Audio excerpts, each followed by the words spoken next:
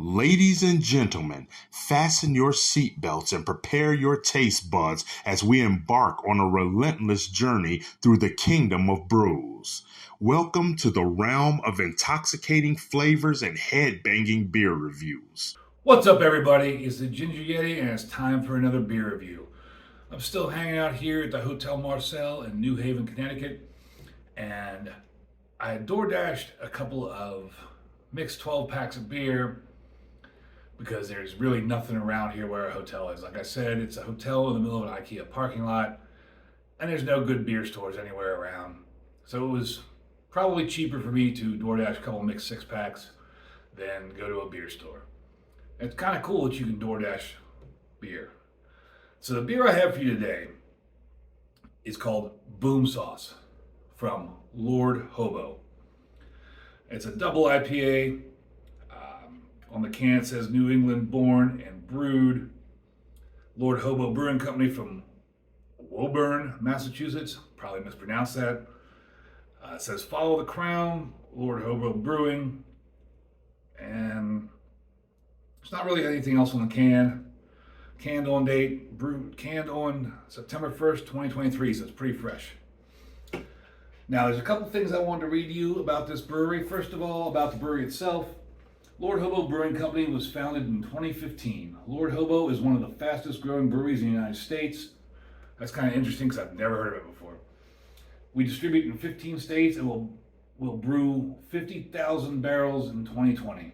Our brewery and tap room was located in Woburn, Massachusetts, and expanding in May of 2020 to 500 person capacity. I wonder if that was actually true. Apparently this is a little dated. We're growing satellite locations, starting with our opening in Boston Seaport this summer. At Lord Hobo, our goal is quite simply to bring world-class beer to everyone. Craft beer is the world's most affordable luxury item, and we're determined to prove the value of the beer we bring to your table.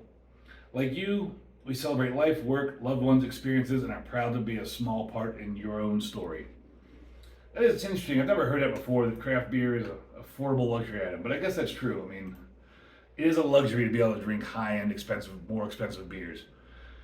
I mean, we've all been there where we don't have a lot of money and you buy what's cheap, PBR, Budweiser, things like that, just to get yourself through. But when you do have some extra bucks in your pocket, you tend to spend it on some better beers. Especially if you're watching videos like this, you're definitely out there trying new beers, more expensive beers. And if you've watched A Beer Day with TK, we've tried some real high-end beers, like that Utopias from Sam Adams. Check that video out. So now about the beer. On Untappd, there's this blurb. There's nothing subtle about our flagship beer. Cool, so this is the flagship beer, so this should be like the prime offering from Lord Hobo.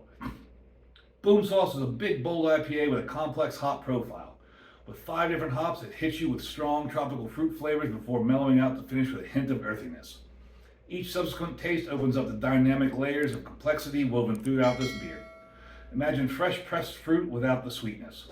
Perfect for that Saturday afternoon pick-me-up or a late-night congregation of friends.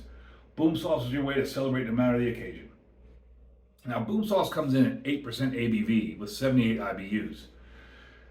And I don't know about you, but if I'm with a late-night congregation or want to pick me up, I'd probably want something a little lower ABV than that. But everybody's different. Although, in the past, I know when I'm drinking, as it gets later in the night, I do tend to take some higher ABV beers, so maybe that is true. Now, on Untappd, it gets a 3.91 with 153,000 check-ins. With that many check-ins, I'm surprised I've never seen this beer before. And on Beer Advocate, it gets an 88 very good with 297 check-ins, 297 ratings. That's a lot of people have had this beer. I've said before, this hotel lighting is kind of crap, but that head is an off-white, a lot of fisheye bubbles, and a lot of little tiny micro bubbles. Got about 2 fingers ahead of my iconic plastic cup. As far as color goes, that's like your average beer color there. I mean, I'll bust out the winemaker SRM chart. I'd probably give that around a 4. It's kind of see-through, but not super see-through. But it's not a bad looking beer. Let's see what it smells like. You get some fruity hoppiness. Nothing real strong. Just like I said, a slight hint of like that fruity hoppy scent. That's about it. I guess it's time to find out what it tastes like. Cheers, everybody.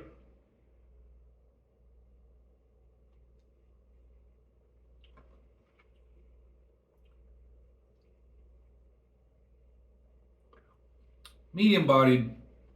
It's got some viscosity to it, but not a lot of viscosity. Like a little hint of syrupiness, but nothing crazy. I guess the description of fresh pressed fruit without the sweetness is probably pretty accurate, because you do get some fruitiness hints, but it's real nondescript, and it's definitely not sweet. And then there is some hop bitterness, but again, it's not very much. It's not overpowering.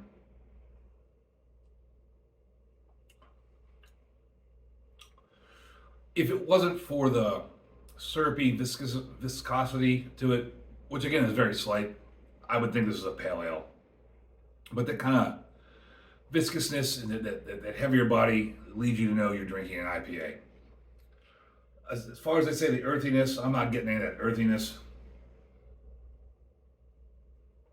It's just some slight fruity hops and a little bit of bitterness. Kind of your average beer. Alcohol content, you don't know it's 8%. There's no alcohol anything in here. I mean, you don't taste the alcohol, you can't feel the alcohol, you don't know you're drinking an 8% beer. If this was your first foray into IPAs, it's probably not a bad one, because this isn't hitting you over the mouth with anything crazy, hitting you in the face with anything crazy. It's not like packed full of hops or anything like that. It's kind of your average run-of-the-mill beer. I mean, like I said, I'd give this a let it play. It's nothing crazy. I could drink another one, wouldn't seek it out. At the right price, I'd buy another one. It's just there, just let it play. Really not much else to say about this. Apparently it's a pretty popular beer considering all the check-ins, but maybe it's because it's just kind of an average beer. Wow, it is giving me the burp, so sorry about that. So I think I'll finish up there, round it out, and hope you all have a good night, everybody.